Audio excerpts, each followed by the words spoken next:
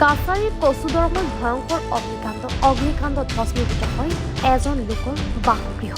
বিদ্যুতিক short চাৰ্কিটৰ ফলত অগ্নিকাণ্ড সংঘটিত হোৱাৰ সন্দেহ একাংশৰ। মঙলবাৰে সন্ধিয়া প্ৰায় 4:30 কচুদৰমত 1 নং ব্লকৰ বাসিন্দা ফজৰ আলী লস্কৰৰ পুত্ৰ বক্তাৰুদ্দিন লস্কৰৰ বাসগৃহত অগ্নিকাণ্ড সংঘটিত হয়। অগ্নিকাণ্ডৰ ফলত ঘৰৰ ৰন্ধন গেছৰ চিলিণ্ডাৰৰ ভয়ংকৰ বিস্ফোৰণ ঘটে। তীব্ৰ বিস্ফোৰণত সমগ্ৰ অঞ্চলটো জোকাৰি যায়। অগ্নিকাণ্ডৰ খবৰ বিয়পি পৰাৰ লগে লগে ওচৰ চুবুৰীয়াকে ধৰি অঞ্চলটোৰ কেইবাজনো লোকে সহায়ৰ বাবে আগবাঢ়ি আহিল যদিও অগ্নি নিৰ্বাপন কৰিবলৈ ব্যৰ্থ হয়। ঘটনাস্থলীত অগ্নি নিৰ্বাপক বাহিনীৰ দল উপস্থিত হোৱাৰ পূৰ্বে ঘৰৰ ভিতৰত থকা সকলো সামগ্ৰী ভস্মীভূত হয়। এতিয়া পৰিয়ালৰ সৈতে অসহায় হৈ পৰিছে দিন হাজিৰা কৰা বক্তাৰুদ্দিন। সেয়ে অঞ্চলটোৰ কেইবাজনো লোকে কাছাৰৰ জিলা দণ্ডাধীশক বক্তাৰুদ্দিনক তাৎক্ষণিকভাৱে আৰ্থিক সাহায্য প্রদানের অনুরোধ জানাইছে।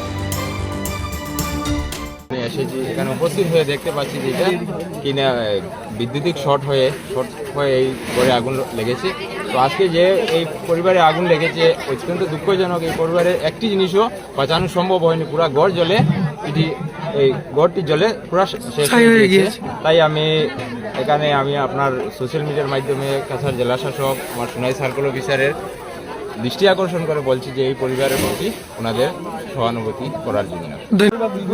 দুটা করা আমরা মানুষের হইতে আমার সিলিন্ডার ফাটি আমরা দুইজনের জইছে ও শরীর আর মাথার তোলা জ্বলিছে আর কি জ্বলে সিলিন্ডার ফাটিয়া এরপরে ইনভার্টার গেছে কোনো জিনিস বাঁচিছে না। নমস্কাৰ, মোৰ নাম নিৰুপম শইকীয়া। এনি ভাৰত 24 এটা নতুন অনুষ্ঠান লৈ আহি আছে, জুবিনৰ গানে কি আনে। তাৰ অডিশ্যনসমূহ অসমৰ প্ৰত্যেকটো ডিষ্ট্ৰিক্টত হ'ব আৰু এটা ৰিয়েলিটি শ্ব' হয়। আপোনালোকে দিয়া ফোন নম্বৰ যোগাযোগ কৰিব পাৰে আৰু আপোনালোকৰ ওচৰলৈ এনেও গৈ আছে তেওঁলোক, আৰু আশাবাদী যে আপোনালোকে এই অনুষ্ঠানটোত ভাগ ল'ব আৰু আশা থাকিল যে আমি খুব সুন্দৰ সুন্দৰ গায়ক দেখিবলৈ পাম। ধন্যবাদ।